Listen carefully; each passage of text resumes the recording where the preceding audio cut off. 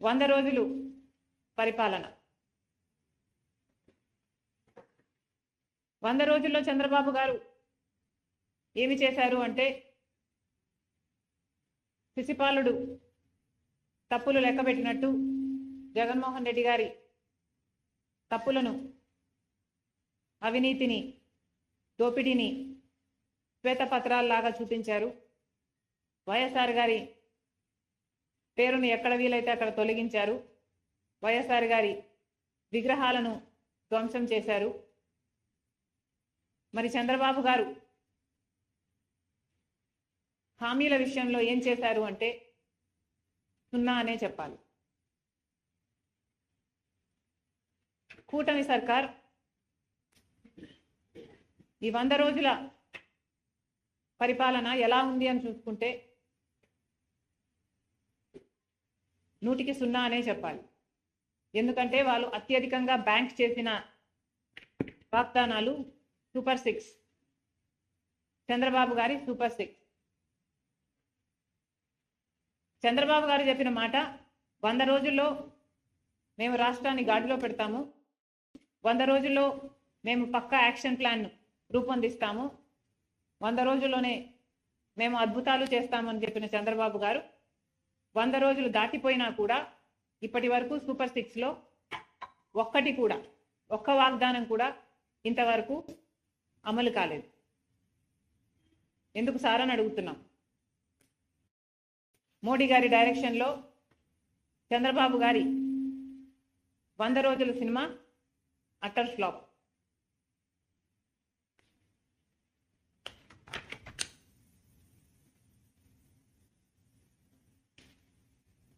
ఎవరు కూడా 100 రోజుల్లోనే అన్ని హామీలు అమలు చేయాలి అని మేము కూడా అంటం లేదు. కానీ ఒక మోసపూరిత ప్రభుత్వాన్ని దించి ఇంకో ప్రభుత్వాన్ని ప్రజలు ఎన్నుకున్నప్పుడు ఆ కొత్త ప్రభుత్వము వాళ్ళ పక్షాన నిలబడుతుందని ఎంతో ఆశగా ఓట్లేసినప్పుడు కనీసం మీరు ఇచ్చిన వాగ్దానాలలో ఒక్కటి కూడా నిలబెట్టుకోకపోవడం వెరీ డిసప్పాయింటింగ్. చంద్రబాబు గారి సూపర్ 6లో మొట్టమొదటిది రైతులకి 20,000 రూపాయలు ప్రతి ఏడాది ఇస్తామన్నారు. అన్నదాత సుఖీభవ అనుకుంటా దాని పేరు. మరి ఎంతో మంది రైతులు, కనీసం 50 లక్షల కుటుంబాలు ఈ పథకం కోసం ఇంకా ఎదురు చూస్తూనే ఉన్నారు. ఇటీవల వరదలు కూడా వచ్చాయి. చంద్రబాబు గారు చెప్పిన విషయం 7 లక్షల ఎకరాలలో నష్టం వాటిల్లింది, వాళ్ళందరికీ నష్టపరిహారం ఇస్తానన్నాడు. 17వ తేదీ లోపల అది విడుదల కూడా చేస్తానన్నాడు. ఆ 17 కాస్త దాటేపోయింది. ఇంతవరకు ఆ నష్టపరిహారమే ఇంకా ఇవ్వలేదు. ఇక సూపర్ 6లో చెప్పిన రైతులకి 20,000 రూపాయలు చంద్రబాబు గారు ఎప్పుడు ఇస్తారో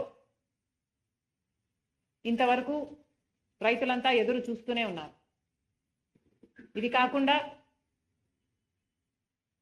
20 లక్షల ఉద్యోగాలు ఇస్తామన్నాడు చంద్రబాబు గారు. 20 లక్షల ఉద్యోగాలు ఇవ్వలేకపోతే 3,000 రూపాయలు నిరుద్యోగ భృతి ఇస్తానన్నాడు చంద్రబాబు గారు. 20 లక్షల ఉద్యోగాలు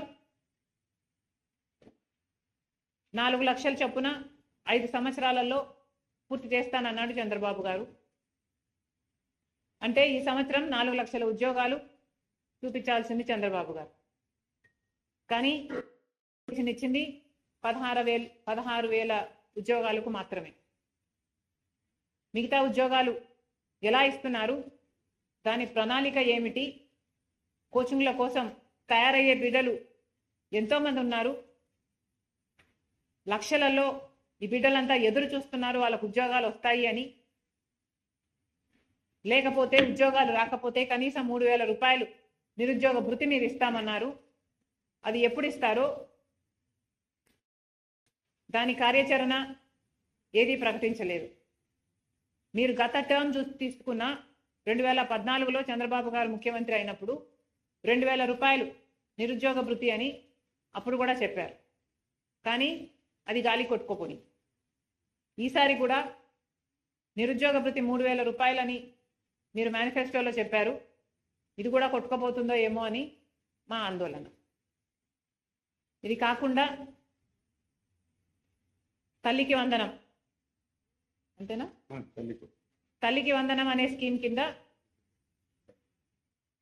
ప్రతి బిడ్డకు, తల్లికి ఎంతమంది బిడ్డలు ఉంటే అంతమంది బిడ్డలకు, చంద్రబాబు గారి మాటల్లో చెప్పాలంటే ఒకరైతే ఒకరికి, ఇద్దరైతే ఇద్దరికి, ముగ్గురైతే ముగ్గురికి, నలుగురైతే ఏకంగా 60,000 రూపాయలు అని చెప్పారు చంద్రబాబు గారు. మరి తల్లికి వందనం పథకం ఏమైంది? తల్లికి బిడ్డలకి పంగనామాలు పెట్టే కార్యక్రమం ఏమైనా చేస్తున్నారా? స్కూల్ ఫీజులు కట్టుకునే సమయం అయిపోయింది. మరి ఎప్పుడు చంద్రబాబు గారు దీన్ని అమలు చేస్తారో కళ్ళలో ఒత్తులేసుకొని బిడ్డలు తల్లులు ఎదురు చూస్తున్నారు. ఈ పథకం కూడా అమలు కాలేదు.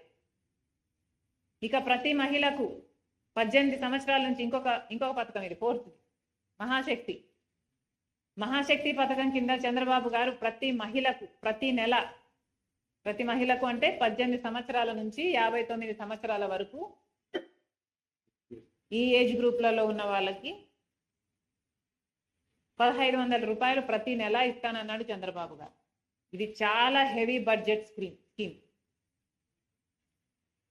ఇంత 1000 కోట్లు 1,500 కోట్లు ప్రతి నెల ఖర్చు అయ్యే స్కీమ్.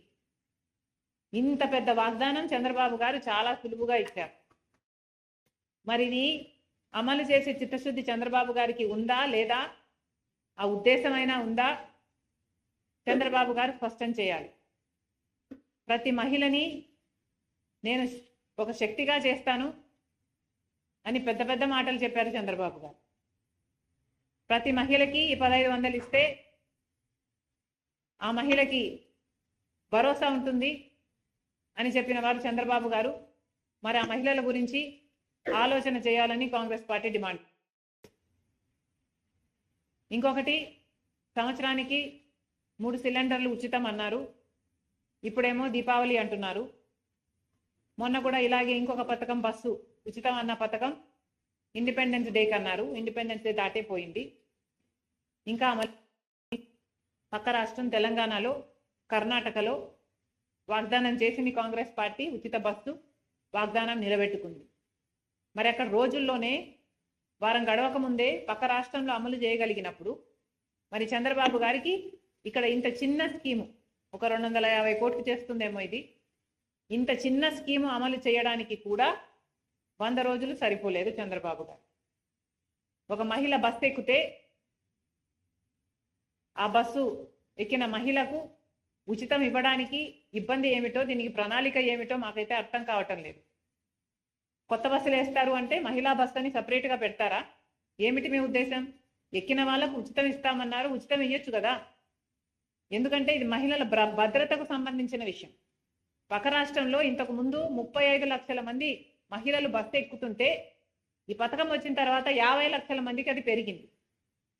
అంటే ఎంత మహిళలు వాళ్ళ భద్రత ఉంది కాబట్టే ఈ మార్గాన్ని ఎంచుకుంటున్నారు అంటే ప్రభుత్వం ఆలోచన చేయాలి. ఇది మంచి పథకం కాదు కాబట్టే మహిళల కోసం కాంగ్రెస్ పార్టీ డిమాండ్ చేస్తున్నాం. ఈ మధ్య చంద్రబాబు గారు చెప్తున్న విషయం, ఏ పథకం అమలు కాలేదు అని చెప్పినా కూడా చంద్రబాబు గారు డబ్బులు లేవు, రాష్ట్రం పరిస్థితి బాగలేదు అని తరచూ వింటున్నాం.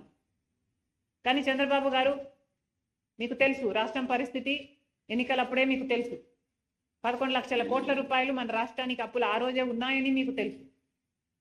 అయినా మీరు గాడిలో పెడతామన్నారు, మీరు అమలు చేస్తామన్నారు, మీకు అన్నీ తెలిసి వాగ్దానాలు ఇచ్చారు కాబట్టి మీ వాగ్దానాల కోసం అవి ఫుల్ఫిల్ చేస్తారని ప్రజలందరూ ఎదురు చూస్తున్నారు. నిన్న చంద్రబాబు గారు ఒక మీటింగ్ పెట్టారట ఎమ్మెల్యేలతో. 100 రోజుల పాలనపై 100 విజయాలు అంటూ ఒక కరపత్రం రిలీజ్ చేశారట. వీటిలో కొన్ని అంశాలు, ఇది చదివితే ఎవరికైనా, ఇది వింటే ఎవరికైనా నవ్వొచ్చేయి. వీళ్ళ విజయాలు, చంద్రబాబు గారి విజయాలు. హామీలు ఇవ్వడం 100 రోజుల విజయం అట. చేసిన పర్యటనలు కూడా 100 రోజుల విజయం అట. వరద సహాయం కింద ఇచ్చిన 25 కేజీల బియ్యం 100 రోజుల విజయమట. బుడమేరు గండ్లు పూడ్చడం 100 రోజుల విజయమట. అమరావతికి 15,000 కోట్లు గ్యారంటీ రుణాలలో ₹1 రాకపోయినా ఇది 100 రోజుల విజయమేనట. అవును, ఇచ్చిన బియ్యం కూడా దొడ్డు బియ్యం. అక్కడ కూడా చాలా మంది చెప్పారు మనకి. మీరున్నారు ఆ రోజు నాకు. నారా లోకేష్ గారికి కాలేజీలో సీటు కావాలని మెసేజ్ చేస్తే అది కూడా 100 రోజుల విజయమేనట.